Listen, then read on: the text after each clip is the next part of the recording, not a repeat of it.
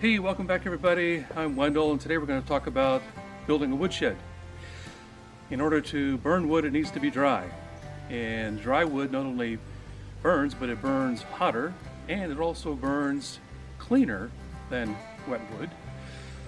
And in fact, I found the plans for this particular woodshed on the website of the Environmental Protection Agency.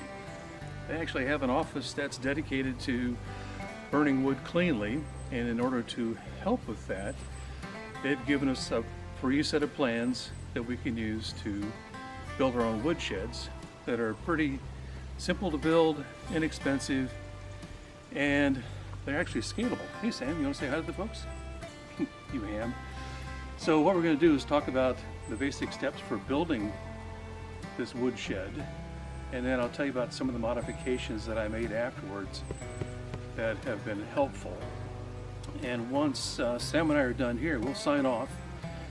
And there are 15 still images that were taken during the construction of this woodshed 2 years ago that show the details of the entire process. And they're on a 7-second delay. So if you see a particular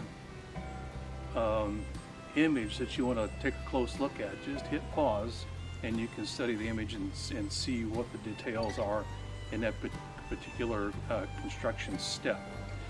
By the way, a link to the plans at the EPA website will be in the description below the video here.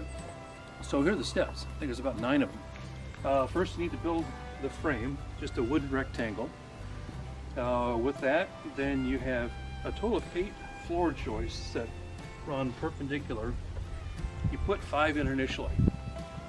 And once those 5 floor joists are in, you've got some pretty good stability to the rectangle frame. Then you can put it up on the concrete blocks and get the frame leveled out. And the next step is to now loosely put in these 6 vertical posts. Just get all 6 secured with a single wood screw through the frame. And once that is done, then you can come back and put your level on and get your posts exactly vertical and add 2 lag nuts or lag bolts to through the frame and into the post to hold those things in place. And once the 6 posts are vertical and secured, then you add the 3 remaining floor joists to help with securing these bolts or posts in a vertical position. When that's done, now you add the side slats to hold the wood in, then the back slats, and then you can add the flooring. And with that done, you add the rafters on the posts and then the roof. And at that point, you've got yourself a woodshed.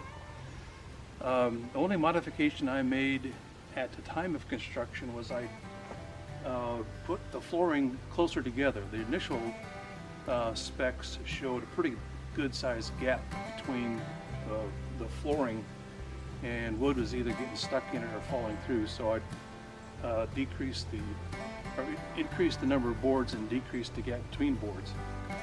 The other thing I did is I changed out the roof to corrugated metal. The plans called for a piece of plywood with a layering with a roofing tar, and I found it easier just to get corrugated metal sheets and screw them down and call it good.